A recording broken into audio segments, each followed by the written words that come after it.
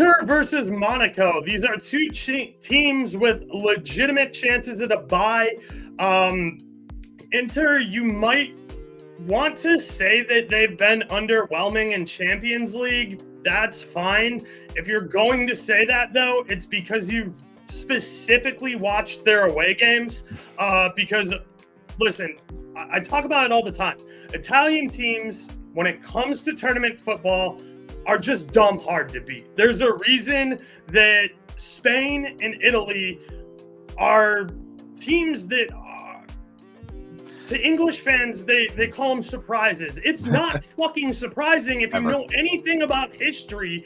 These teams will murder you in home and away competitions because what do? They know not to give up goals away. Period. End of story. It does not matter. It doesn't have to look pretty. You don't have to go and run up the score against scrubs away, especially in this new group format. Inter scored 2 and conceded 1 away. That's how you put yourself in a dominant position. That's how you are sitting fifth on the table, fourth on the table with 16 points, with one of the best chances to get a bye. You probably are looking at a bye even with a draw here at home against a Monaco team who has been playing really, really well. But you get draws on the road, you don't give up goals, and you win your fucking home games. And that's how you end up becoming Champions League. That's how you get crowned King of Champions League. That's it. That's what this tournament's all about. So it's not the prettiest. It's not the best. But look, dude, Inter minus 160 on the money line here is maybe the easiest fucking parlay piece I've ever seen in my life. And I don't know if you think Monaco's that good, draws a runner, but to think that Inter's not going to score a goal at home in the San Siro is a little whack to me, especially because Inter's home form has been insane in Champions League. They've scored 6, conceded 0. Like, I could see Inter maybe winning on a clean sheet here. Monaco probably wants a crack at that bye, but they have a really big goal differential to make up, and I don't think they're going to run up a 4-goal differential on Inter here, who hasn't coughed up a single goal in the San Siro. So, I expect Monaco to come out and compete. I do expect to see their best starting 11 or minimum the first 45 minutes.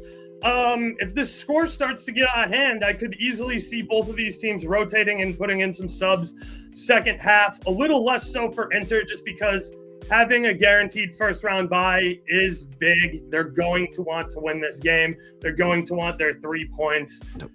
You don't want to leave it up to anything else by getting a draw and potentially having, I don't want to say, and being right on the cusp there in like the 7th, 8th position. You don't want that for Inter, though I do think a point kind of gets them to a guaranteed bye. So yeah, it does. I expect to see strong starting 11s out of both of these guys. We might see some rotation second half, depending on how the first half goes. But yeah, I like Inter here on the money line. I think that's a great little parlay piece. I love Inter on the -1. That seems kind of like a free hit because I think Inter is either winning this game. I don't know if they're going to do it by multiple goals, but I'm happy to take a push and get my money back on a -1 for a 1-0 Inter win at +105.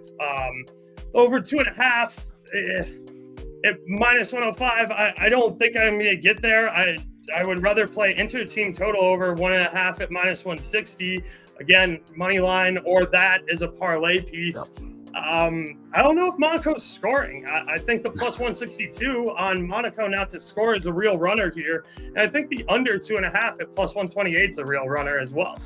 Yeah, that's where I was at. I like the under here. You hit the nail on the head. Inter do what they need to do. 8 goals scored, 1 goal conceded. And the goal conceded was a 93rd minute corner kick, like very uncharacteristic mistake.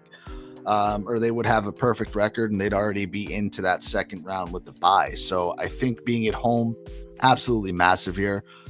Full credit to Monaco. We've talked about French teams. They're overperforming thus far in the competition, but it's a team I can never really make heads or tails of. They don't score enough game in and game out to be a threat. They don't defend super well. They're giving up over a goal a game. tough one for them to overcome. I think they're going to be happy to be in the next round for sure. Would they like the win here? Of course they would, but who wouldn't like a win in the right. San Siro? Inter's going to do what they do. So I definitely like the under at -1 or plus 128. I think if you want to get cheeky, you could look at the draw here. Plus 320 is a pretty fat number, especially when a draw suits Inter just fine. I think that's a little bit of a sneaky way to approach this game. I definitely don't hate it. We'll take a quick look at some player stuff here. Look, Lautaro Martinez is a guy you always have to look at for Inter. I know that he has had his struggles, especially in Champions League, but like, if you're going to hang plus 140 on him to score, it's more than worth a look. And I think he has goals in 3 straight, if I'm not mistaken. He definitely went through a rut, but I think he's starting to pick it back up. He has goals in 2 straight for sure. I think it's 3. I know he scored over the weekend, yep. For sure. I don't know his form in Champions League off top. It's something I will get while I continue to talk. Thuram, his... gotten back on the score sheet. He scored over the weekend.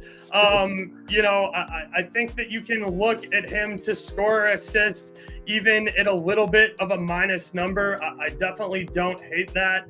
I'm just looking this up real quick. Inter obviously handled their business super well over the weekend. They went into Lecce and they completely dominated a beverage and got a 4-0 win. Martinez did score against Sparta Prague. Dumfries got his goal chalked off, which kind of pissed me off. That said, you have to look at Dumfries for a shot on target. You also should probably look at him to score or assist, if we're being honest. Dumfries has been absolutely in his fucking bag lately. I love him in this wing back spot instead of playing right back where they have Pavard. And it's been like 4 years. I'm never going to forgive Pavard for taking a red card when he was on Byron. It was, I found the most broken number ever. It was one of the few times that they gave Alphonso Davies run as playing a winger. And Pavard took a red card in the 11th minute. And so I had Alphonso Davies 2 shots at like plus 280. I had Alphonso Davies shot on target, 2 shots on target. And Pavard took a red card in the 12th minute. And of course, Davies went right back to right back. So I do have a grudge against Pavard there. That said, he's always worth a look for a card. Same with De Vrij. Both of them can be kind of acts, but Dumfries has been in his fucking bag lately. I love him for the Dutch national team. He, I believe he had 3 assists against the USA, in the World Cup. But the kid's a stud. His shot on target at plus money is a must play. 2 shots is worth a look. 2 shots plus a shot on target. I got over the weekend at plus like 200. He only shot once and put it on frame. I believe he had a goal before, and then it got subbed off. Yep. But there's a lot to like in this midfield. I've been making a ton of money on DeMarco just to take 2 shots. He's another guy who can get goal contributions from this midfield. Mkhitaryan likes take set pieces also. Yep. Mkhitaryan likes to rip him. Bellerow likes to rip him. No Kalahulungu too. So like that makes me like Dumfries even more. And that's why I liked him so much over the weekend, because it was like, okay, you're not going to play DeMarco and I'm not going to play Kalahulungu. So Mkhitaryan and Dumfries got to be shooting then. Yep, 100%. No, I'm with you. Plus 200 on Dumfries goal or assist. Plus 200 on DeMarco goal or assist if you want to get silly and you think Inter do the deed. But Dumfries is the guy that's in form right now. So absolutely the play. I couldn't agree with you more.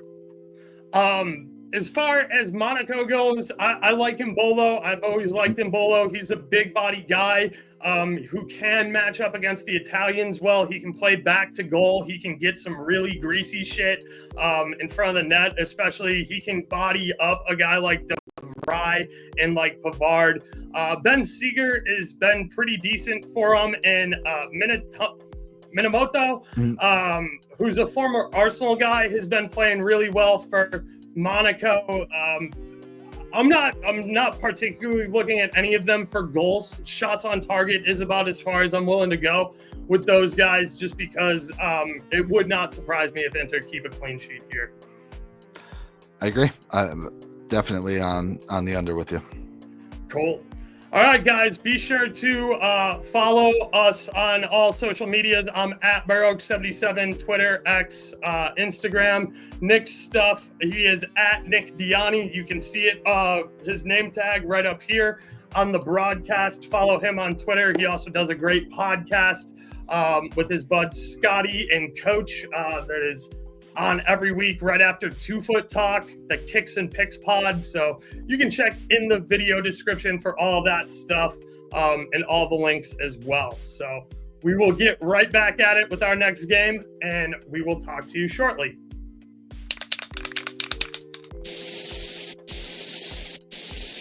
We outside!